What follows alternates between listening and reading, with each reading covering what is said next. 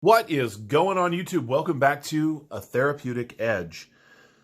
Today on the table in front of us is a ton of stuff. This is my Blade Show West takeaway. And in fact, this is going to be my Blade Show West sort of roundup video. These are the knives that I brought home. And I am, very excited about all of them. Each of these will get their own review. Over time, in fact, over the next couple of weeks, you'll probably be seeing most of them as I get some pocket time with them and figure out what I like and don't like. We will go from there. But before I get into this, I want to talk about what Blade Show West was for Women Carry Knives and I. It was an amazing experience. The knives, of course, but mostly the people.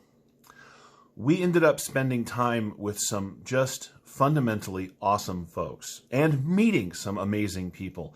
The nice thing about Blade Show West is that it is small by comparison, particularly to Blade Show in Atlanta.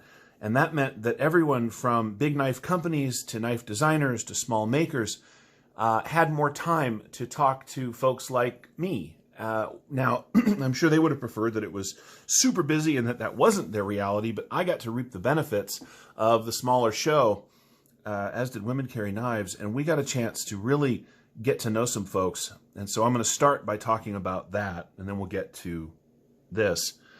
Well, let's start with some of the knives. Okay, so let's do it this way. So these are Damn Design knives. I will look at these in a sec. Adrian and Patrick are Damn Design. Adrian D'Souza is, in fact, the designer of Damn Design. I started talking to him a while before Blade West because I pre-ordered these, and I was looking forward to getting these at the show. Turns out that he and Patrick are just super nice guys. And I don't mean like, hey, they're okay. I mean, we ended up spending a ton of time with them, both during the show and after the show, and that was by far and away my favorite part was the people, and this is where that started. Adrian and Patrick, thank you so much. You guys are amazing. It was an absolute pleasure to meet you. We spent an equal amount of time with Dylan Mallery, designer of the Centros and the RKO for CGRB and for Artisan. And of course, Russell was working the Artisan table. We had to hang out with him. He came out with us afterwards. That was amazing. I got to meet in person some web personalities that I have become very, very fond of over time, and that was awesome too. Marshall Henshaw, Martial Law 123 on Instagram and over on YouTube in his comments and stuff, is a knife enthusiast and knife modifier. Turns out he's also just an awesome guy. We got a chance to hang out with him. That was really amazing. And I'm talking, again, this is like during the show, and then we went out to dinner, and we hung out afterwards. It was awesome. David of Blade Banter, super nice guy. He was there working at the QSP table, but he took time out of his busy day there during the show to hang out with us and spent time with us after the show all 3 nights. It was super cool. That was really amazing. Zach from Zach Stuff, cool dude. Got to meet his wife and his dad. Just a good family, good people, super fun to hang out with, very nice. Funny. It was really great to meet him in person. JB from over at BigRedEDC. Now, BigRedEDC is a much bigger channel than mine. It is an excellent channel, and I have learned that the reason it's an excellent channel is because JB is an excellent guy. His wife, Miss BigRedEDC, is, well, they're just exceptional human beings. They really are. We got to spend a ton of time with both of them. And, well, the list of people that I've named so far and the next few that are coming on really made the show for us. They just did. It was about the knives. It was about the community. It was about what's coming and what's new and all that stuff. But it was really about the people. And we had such a good time with that. My buddy Deepak Chopra, who runs Dublin Knives and is also a fairly well-known wholesaler in the industry, was there. We got to spend time with him. I got to meet and hang out with Nick Shabazz, which, well, by hang out with, I mean he spent some time where all of us were gathered at the pit party. Interesting and cool dude. Had a lot of interesting insight and things to say. He is really behind Women Carry Knives and what she is doing, and I am very appreciative and grateful to him for that. You know, he's a fairly big name in this YouTube thing that we do. In fact, he's the big name, really. And he was generous with his time and thoughtful and considerate in what he had to say, and just fun to hang out with in the short time that we got to do that. It was really nice to see you there, Nick. Thank you for everything that you did. We really appreciate it. Let's talk about knives. I went there to Blade Show West with the intent of getting 2 knives. That didn't happen. Okay, what 2? Well, it was these 2. This is the Yokai, and this is the Wraith by Damn Designs. Now, I pre-ordered these, and that is how I began my conversation with Adrian. These are M390 and titanium running on bearings. They are unique designs. They are interesting to look at, well made, but most importantly, they are so comfortable in hand. Both of these are going to get very thorough reviews from me down the road a little bit, but these are fantastic. Let's go ahead and look at what's next. Now, next is not a new knife. It is new to me. This is another one of the DEF CON Blade Works Jungle Knife series. I have one of these, a different design. Women Carry Knives has this exact knife in it's very colorful, and it's got a black DLC blade. I have long been a fan of the ergos and the way that it looks. And when I got to Blade Show and discovered that they make one with this nice satin blade and all gray with black carbon fiber, I had to have one of those. And, you know, it's less than $100. This is a budget knife in this materials and this quality. I love it. I love that Tanto blade. This is going to get a ton of pocket time. We'll come back and talk about it. Also, the guys at DEF CON are super cool.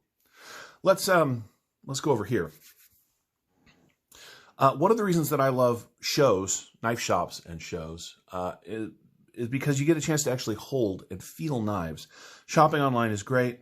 We all do it, but you can't get hands-on. I hit the Wii table first day, and this jumped out at me. Now, Jimmy Slash and a couple other channels have done reviews on this already. I had no interest in it. None. I don't know why. It didn't speak to me in pictures or video. But when I got this in my hand at the Wii table, all of that changed. This is the Wii Sugga, S-U-G-G-A. It is a Mikkel Wilhelmsen design. It is, well, it's just really interesting. And it has no business being this comfortable. Look, I'm not kidding. This knife sits into, well, okay, my hand, but sits into my hand so well. It is carbon fiber and titanium running on bearings. It is an interesting blade shape. I just love this thing. And I shouldn't. It isn't really my kind of knife, but man, is it good in hand. Also, through the fates, I ended up getting number 1 of 155. Now, there is a second version of this out there, and I'm not sure if there are 2 runs of 155 or just 155 total, but this is 001 of 155. I think that's cool. This, of course, will get a review all on its own. Moving farther down the Wii side of the table here, this is a brand new Ferrum Forge prototype made by Wii. It does not have a name yet, but this is a really good knife. They had a few different variants, different anodes, different blades. I just really fell in love with this all like dark stonewash and dark titanium. The action on this is just crazy good. And actually, it was Women Carry Knives that made sure I got this. And I am really grateful to her for that because it's kind of special. The blade is marked Proto, or actually Prototype. When they release this, or when it gets farther down the road and there's actually a name for it, I will come back and do, perhaps I'm going to do a review of it shortly, but I'll do a different review where I talk about what they've actually decided to call it. I don't have a lot of prototypes in my collection. I have 2 now, which we'll get to in a second. This is really good. The guys at Ferrum Forge have a very particular design aesthetic that pays off for me in many ways. I have a bunch of their drop We Made Ferrum Forge knives. To me, those are all a little too small. This, which is not a huge knife, is very good and really interesting. So keep your eye on the channel for a review of this. Maybe I'll know the name by then. Also, by way of women carry knives, into my hands fell the Wee Malice. And this is a great knife. This is all titanium. It is just beautiful of design. It is running on bearings. Look, you guys know that I love the Shabazz, the Ultramar series, the 229 and the Street Redemption. This is as good as that, no question. The build quality here, the thoughtfulness of design, the action, oh, so good. You can middle finger flick it. It snaps open on the... it snaps open when you... You know what? Sometimes I lose the ability to talk. Holy crap. Anyway, I just love this that much. The flipper tab never fails. I imagine I might be able to, but I'm not really good at that. It is thoughtfully designed. It has nice black hardware. It is very slicey. This is a great knife, and I'm very happy to have it in my hands. It is M390, by the way. Now, I know a lot of people aren't going to like this sort of hole, the space up here with all the holes in it, but, you know, I'm not skinning animals with this, and if anything builds up in those, I'll just clean them out. It is very nice. All right, let's move on. Let's go over here. This is the Hogue Trauma. This is not out yet. This is technically still a prototype, although the run will be released to the market here in a couple of months, I think. This is a knife designed by Hogue for first responders. It is actually a smaller version of another knife that they make, and I can't remember the name off the top of my head, but this is... Well, this is just Hogue doing what Hogue does so well when it comes to knives. It's exceptionally comfortable. It has a space here that is designed to open and close oxygen tanks. It has a belt cutter. It has a glass breaker. It has this beautiful sheep's foot blade. The action, oh my God, is just something else. Hogue knives just continue to produce knives that blow me away. I just love this thing. There will be a full review, of course, of this coming. And down the road a bit, if this knife or knives like this interest you, keep your eye out for the Hogue Trauma, because this is a good one. Next on the table is the Heretic Wraith. Now, I don't have a lot of experience with Heretic knives. I've held them and played with them, and I actually stopped by the Heretic booth and met the nice folks at Heretic at Blade West, and all of their knives seem to have one thing in common, and that is that the build quality is astonishing. This is 100% made in the USA. It is an integral made of aluminum with a carbon fiber bolster. All of this is titanium, and it's anoded out this beautiful purple. The blade is 154 cm. It is ground in a really interesting way. This is not a laser beam. It is very thick, but man, this is a monster worker. And as you noticed, and I said, this is an auto, which make it a little complicated here in California. But here's the thing. It doesn't look like an auto in the pocket at all. It looks just like a pocket knife. And so I have no problem carrying this around, and I'm gonna. And I will come back and tell you what I think after I have done that. I don't love this stamp steel pocket clip. It is very pokey. But, you know, that's the way that goes sometimes. I do want to point out that this is the deepest deep carry clip I've seen in a long time. Factory. Man, you put this thing in the pocket and it just vanishes. Which is beneficial if you're going to carry an automatic knife in California. This is a good knife. Let's jump over here. This is the S&W Metalworks Go 2. It is a lockback, excuse me, it is a slip joint that locks up here with these two little metal studs that lock into the handle. It is one piece of folded steel that wraps around a 1095 blade. This is just a great pocket chunker. Drop in the pocket and forget it. Throw it in your backpack and always have a knife. I loved it, and I picked it up, and I'm really glad that I did. It's not going to get the same amount of use as the rest of these because of the way it's designed, but it's very good. And the dudes at S&W were super cool. That was nice, too. The final folder in all of this is not a new knife, but it is new to me. This is the Artisan Ravine. Russell and Dylan were working at the Artisan table, and so I spent a lot of time there, and this kept staring at me. And so I bought it. And for those of you that know my channel, you know that this is just my kind of knife. It's my kind of knife, even though it has the least deep carry pocket clip I have bought in a long time. It doesn't matter. I had this thing in the pocket all day yesterday, and it is just fun to carry, fun to use, fun to look at. This is just a great knife. Okay, let's talk about fixed blades before we wrap up. I have long had a question for knife, particularly outdoor knife makers that are so in love with high carbon steel. Why? Look, I get it. High carbon steel is very durable and all these other things, but I like to camp in weather that isn't just beautiful and sunny. And that means that a lot of my stuff gets wet. And high carbon steel and high moisture environments do not get along. So when I stopped by the Bradford table and met Bradford and his wife, Nicole, who, by the way, are amazing human beings. They were so generous and kind with their time.